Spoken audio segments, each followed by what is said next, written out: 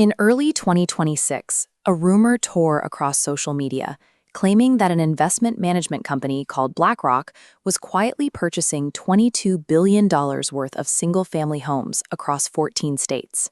The story tapped into a very real growing anxiety that massive Wall Street firms are buying up the limited housing supply and permanently locking average Americans out of homeownership. But the story is completely false. Public records show that social media users were actually confusing BlackRock with a separate private equity firm called Blackstone, which does heavily invest in the single-family rental market. The reason the rumor felt so plausible to millions of people is a simple matter of scale. BlackRock manages an astonishing $15.3 trillion in assets globally. To understand the actual influence this company wields, we have to look past physical real estate. We have to look at how they built the invisible operating system running global finance. The company's story begins in 1988. Larry Fink, a prominent bond trader, had just suffered a $90 million loss due to a miscalculation at his previous firm. That failure left him obsessed with mastering risk management. By focusing on protecting investments from unpredictable losses, BlackRock attracted massive amounts of capital. They accelerated that growth by aggressively acquiring other financial firms, eventually dominating the exchange-traded fund market through a brand called iShares. Today, their client list includes national pension plans, massive insurance companies, endowments, and sovereign wealth funds. By pooling and managing those trillions of dollars, BlackRock has secured controlling stakes in nearly every major publicly traded corporation on the planet. BlackRock's most potent leverage exists in its data, specifically a proprietary risk management technology platform they call Aladdin. Running this system requires staggering physical infrastructure, anchored by a dedicated data center in Wenatchee, Washington, that houses a network of around 6,000 computers. This diagram illustrates Aladdin's core mechanic.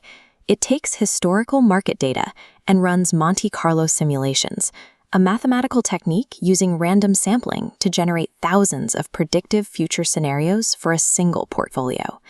The software constantly subjects assets to severe stress tests, calculating exactly how investments would react to shifts in government policy, extreme weather, or global disasters.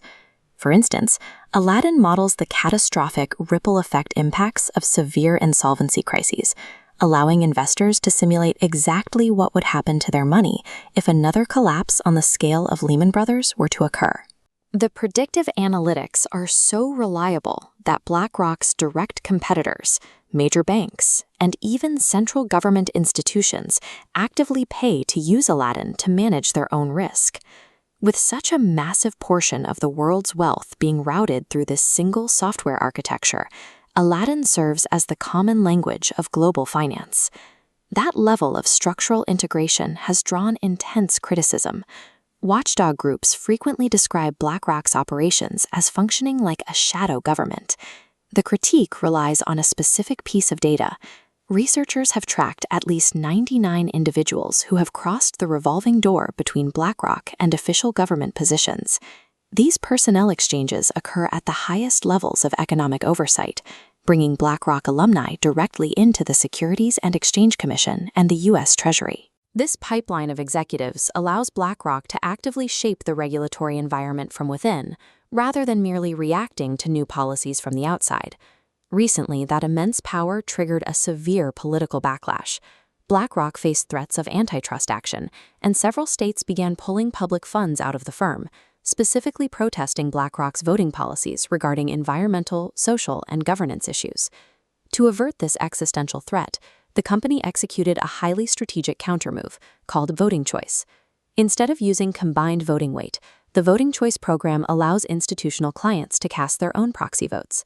By decentralizing proxy power, BlackRock's direct support for environmental and social proposals plummeted from 47% in 2021 to less than 2% by 2025.